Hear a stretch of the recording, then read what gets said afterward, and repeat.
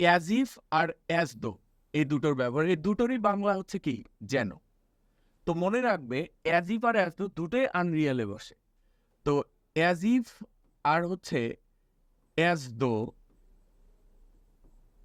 এই দুটোর মনে রাখবে এই দুটারই বাংলা কি? যেন।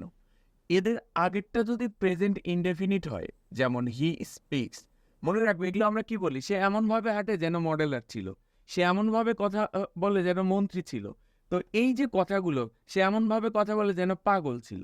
তো এই যে কথাগুলো, এগুলোই আমরা as if R as though দিয়ে করি। অ্যাজ ইফ আর অ্যাজ দোর আগেরটা প্রেজেন্ট ইনডেফিনিট হলে পরেরটা হবে আনরিয়াল পাস্ট, যেমন হি ওয়ার ম্যান, সে এমনভাবে কথা বলে যেন পাগল ছিল।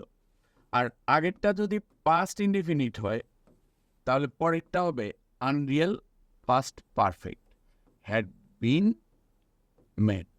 হ্যাড বিন কি? পাস্ট পারফেক্টে অক্সিলারি হবে হ্যাড, আর ওয়ারের পাস্ট পার্টিসিপল কি? বিন। এখন এই নিয়মে আসো, দেখো বিভিন্ন পরীক্ষায় কোশ্চেন আসে, ওগুলো দেখি। এই যে অ্যাজ ইফ, এর আগে প্রেজেন্ট, এটা টপস হবে, এর আগে প্রেজেন্ট ইনডিফিনিট, তাহলে এর পরে কি হবে? Unreal, unreal past. তো আনরিয়েল পাস্ট, ওই জন্য কি আসলো? He were made. এরপরে Suman works as if. As if কি?